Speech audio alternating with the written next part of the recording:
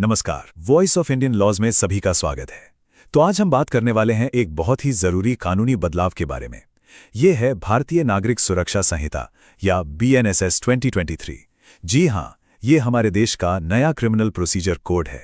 इसने पुराने CRPC को रिप्लेस किया है ताकि जो भी कानूनी प्रक्रियाएं हैं वो और भी मॉडर्न और बेहतर हो सकें। और इस पूरे विश्लेषण में हमारा खास फोकस रहेगा धारा 371 से 375 पर। ये वो धाराएं हैं जो बताती हैं कि अगर किसी आरोपी की मानसिक हालत ठीक नहीं है तो हमारा कानून कैसे काम करता है। तो चलिए सीधे मुद्दे पर आते हैं। सोच कर देखिए एक ऐसी सिचुएशन, किसी पर कोई गंभीर आरोप लगा है, लेकिन वो दिमागी तौर पर इस हालत में ही नहीं है कि अपने ऊपर लगे इल्जाम को समझ सके या जो कार्रवाई चल रही है उसे समझ सके। अब सवाल ये उठता है कि ऐसे में कानून क्या करता है, इंसाफ कैसे होगा? इन्हीं सवालों का जवाब हमें इन धाराओं में मिलता है।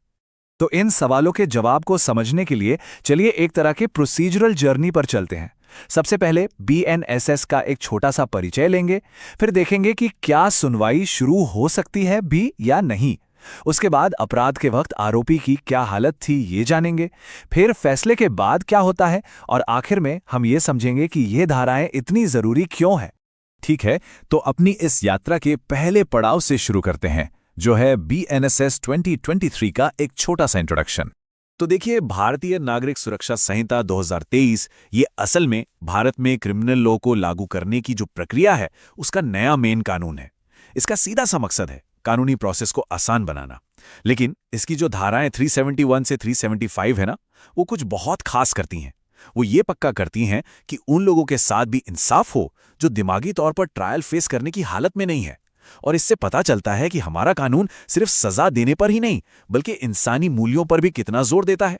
चलिए अब आते हैं इस प्रोसेस के पहले और सबसे अहम पड़ाव पर, धारा 371। इसे ऐसे समझ सकते हैं कि एक कोर्ट का पहला चेक पॉइंट है। यहीं पर यह तय होता है कि आरोपी ट्रायल का सामना करने के लिए दिमागी तौर पर तैयार है या नहीं। तो सवाल यह है कि यह प्रक्रिया काम कैसे करती है। देखिए, सबसे पहले कोर्ट ये जांचता है कि आरोपी अपना बचाव, अपनी डिफेंस कर भी सकता है या नहीं। अगर जवाब हाँ में है तो ट्रायल नॉर्मल तरीके से आगे बढ़ता है। लेकिन अगर कोर्ट को लगता है कि आरोपी ऐसा करने में असमर्थ है तो ट्रायल को वहीं रोक दिया जाता है, मतलब पोस्टपोन कर दिया जाता है। और इसके बाद कोर्ट आगे की जांच के लिए धारा 367, 368 और 369 के हिसाब से कार्रवाई करता है। जैसे एक छोटा सा उदाहरण लेते हैं। मान लीजिए किसी को कोर्ट में लाया गया और वो किसी भी सवाल का कोई जवाब ही नहीं दे पा रहा, तो कोर्ट फौरन धारा 371 के तहत ये प्रक्रिया शुरू कर देगा। ठीक है, अब अगले स्टेप पे चलते हैं। यहाँ पर कानून एक बहुत ही जरूरी फर्क करता है और ये समझना बहुत जरूरी है। फर्क इस बात में है कि आरोपी की दिमागी हालत ट्रायल के दौरान कैसी है और जिस समय वो अपराध हुआ था उस समय कैसी थी। अब ये जो कॉम्प्लेक्स सिचुएशन है इसे संभालती है धारा 372। मान लीजिए ट्रायल के दौरान तो आरोपी दिमागी तौर पर बिल्कुल ठीक लग रहा है, लेकिन सबूत इस तरफ इशारा कर रहे हैं कि जब अपराध हुआ था तब उसकी हालत ठीक नहीं थी। मतलब उसमें यह समझने की काबिलियत ही नहीं थी कि वो जो कर रहा है वो गलत है या कानून के खिलाफ है। तो ऐसी सिचुएशन में भी केस आगे बढ़ता है और जरूरत पड़ने पर इसे सेशन कोर्ट भी भेजा जा सकता है ताकि मामले की और गहराई से जांच हो सके। और यहीं पर धारा 373 का सबसे जरूरी काम शुरू होता है। अगर किसी को दिमागी हालत ठीक ना होने के आधार पर बरी कर भी दिया जाता है, तब भी कोर्ट को अपने फैसले में यह साफ साफ लिखना होगा कि क्या उस व्यक्ति ने वो अपराध किया था या नहीं। मतलब ये सिर्फ बरी करने का मामला नहीं है, ये एक फैक्चुअल फाइंडिंग है। और ये जानना इसलिए जरूरी है ताकि आगे ये तय हो सके कि उस व्यक्ति से समाज को कोई खतरा तो नहीं है। चलिए, अब हम कोर्ट की प्रक्रिया के आखिरी हिस्से में पहुंच चुके हैं। यहां हम ये जानेंगे कि अगर किसी को दिमागी हालत ठीक न होने की वजह से बरी तो कर दिया गया, लेकिन साथ ही ये भी पाया गया कि अपराध उसी ने किया था, तो उसके बाद क्या होता है। और पता है, यहां एक बड़ा दिलचस्प मोड़ आता है। धारा 374 के तहत कोर्ट के पास दो मेन ऑप्शन होते हैं। पहला, या तो उस व्यक्ति को सेफ कस्टडी में रखने का ऑर्डर दिया जाए, या फिर दूसरा ऑप्शन यह है कि उसे किसी भरोसेमंद रिश्तेदार या दोस्त को सौंप दिया जाए। और एक बात पर गौर कीजिएगा, यहां फोकस सजा पर नहीं है, फोकस शिफ्ट हो जाता है उस व्यक्ति की देखभाल और समाज की सुरक्षा पर। तो ये सेफ कस्टडी आखिर है क्या? इसका मतलब है किसी ऐसी जगह और ऐसे तरीके से हिरासत में रखना जो कोर्ट को सही लगे, जैसे कोई सरकारी मेंटल हेल्थ इंस्टीट्यूशन, और ये सब कुछ मेंटल हेल्थ केयर एक्ट 2017 के तहत बने रूल्स के हिसाब से होता है। यह हमारे कानून का एक बहुत ही मानवीय और प्रोग्रेसिव चेहरा दिखाता है।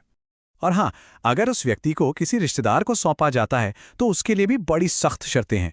रिश्तेदार को एक एप्लीकेशन देनी होती है, सिक्योरिटी देनी पड़ती है और साथ में ये गारंटी भी देनी होती है कि वो उस व्यक्ति की ठीक से देखभाल करेंगे, उसे खुद को या किसी और को चोट पहुंचाने से रोकेंगे और जब भी जरूरत पड़ेगी उसे इंस्पेक्शन के लिए पेश करेंगे।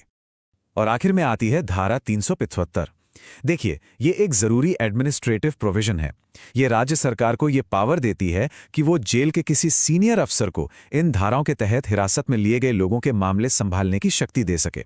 सीधे शब्दों में कहें तो ये बस ये पक्का करता है कि सिस्टम में कोई रुकावट ना आए और सारा काम स्मूथली चलता रहे। तो अभी तक हमने पूरी प्रक्रिया को स्टेप बाय स्टेप समझ लिया, लेकिन अब असली सवाल ये है कि लॉ स्टूडेंट्स, जुडिशरी की तैयारी करने वालों और हम जैसे आम नागरिकों के लिए ये जानकारी इतनी जरूरी क्यों है? तो चलिए इस जानकारी का प्रैक्टिकल महत्व समझते हैं।